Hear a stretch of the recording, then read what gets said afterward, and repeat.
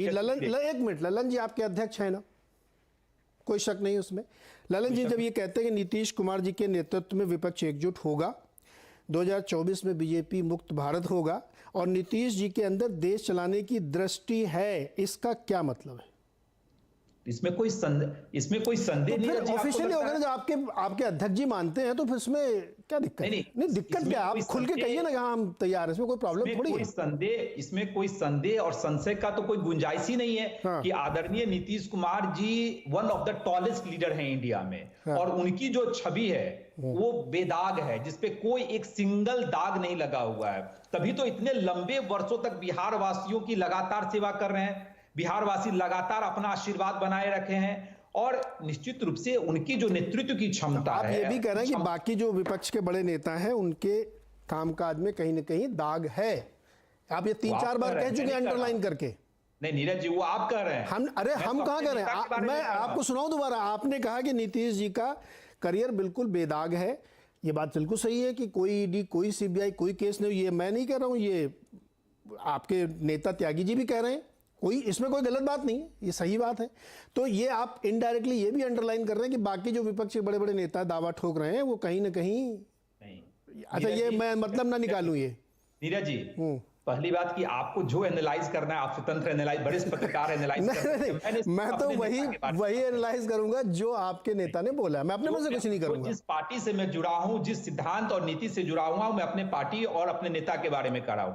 आदरणीय नीतीश कुमार जी में वो सारी क्षमताएं, मैं तो कह रहा हूं एक कार्यकर्ता होने के नाते, एक राष्ट्रीय परिषद, वो सारी क्षमताएं हैं जो प्रधानमंत्री बने वो और उनको आपकी पार्टी चाहती भी है। आपकी पार्टी चाहती भी है।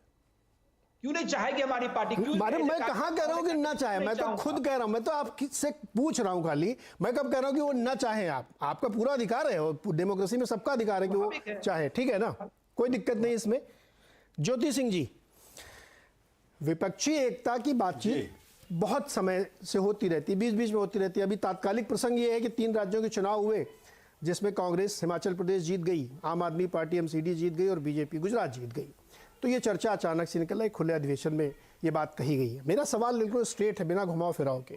नीतीश जी चाहते हैं कि उनके नेतृत्व में विपक्ष एकजुट हो और उनको पीएम कैंडिडेट पोज करके चुनाव लड़े 24 का। कांग्रेस तैयार है क्या? ऐसा मैंने तो नहीं सुना। अगर आपने सुना है तो बहुत अच्छी बात है। मैंने नहीं सुना और देश के और कोई लोगों ने भी नहीं सुना है और ये केवल भारतीय जनता पार्टी के लोग सुनते हैं ये बातें। सर खुले अधिवेशन में ये बात कही गई है सर। कभी नहीं सुना और किसी और अपोजिशन का भी मैंने नहीं सुना है। हाँ। और न राहुल गांधी जी के मुंह से सुना है, न श्रीमती सोनिया गांधी जी के मुंह से सुना है, और न हमारे कांग्रेस प्रेसिडेंट वर्तमान में जो खड़गे जी हैं उनके मुंह से सुना है। ये केवल भारतीय जनता पार्टी और उनके लोगों के द्वारा सुनी गई बातें हैं और आपके द्वारा अभी सुन रहा हूं मैं। अच्छा, बात यहाँ इस देश में क्या है? अभी तो प्रधानमंत्री कौन बनेगा नहीं बनेगा देश में अभी। ज्योति जी, एक सेकंड आपको रोकता हूं। ज्योति जी बेरोजगारी है। ज्योति जी बिल्कुल आप कंटिन्यू करिएगा। मैं आपको सिर्फ ये कहना चाह रहा हूं कि जब खड़गे जी राहुल जी से मिलने गए थे तो उन्होंने कहा था कि अगर 2024 में हमको मौका मिलता तो राहुल जी प्रधानमंत्री होंगे। ये कहा था कि नहीं? कहा था ना सर? ये उन्होंने वो किस परिप्रेक्ष्य में कहा था? मैं सर वही पर उन्होंने कहा कि अगर सत्ता आती है तो उन्होंने भी कहा कि अगर ऐसे बोल रहे परिवर्तन होता है वो आती है तो राहुल जी पीएम होंगे। मैं भी वहीं पर था। वहां पर ऐसी कोई बात उन्होंने नहीं बोली है। उन्होंने हमेशा जो चिंता व्यक्त किया, उन्होंने वहां पर तो जाकर राहुल गांधी को उन्होंने शाबाशी दी कि वाह आप मेरे पार्टी के एक बड़े नेता हैं। जो देश में बेसिकली भुखमरी, हिंसा, शोषण, दमन और असमानता से जो देश की नींव पर जो हल्ला बोला जा रहा है उसको आप खत्म करने के लिए भारत जोड़ो यात्रा निकले हैं। बिल्कुल तो राहुल गांधी को धन्यवाद देने के लिए गए थे। आप इसको दूसरी दिशा में ले जाते हैं। मैं दूसरी दिशा में कहां ले जा रहा हूं? इस बात को समझिए नीरज जी। नीरज जी देखिए, इस बात को समझिए, बड़ी गंभीर समस्या है इस देश में। आज भारतीय जनता पार्टी एक स्टेट में जीत गई तो आप लोग इसका पता नहीं क्या क्या हो रहा है। भाई और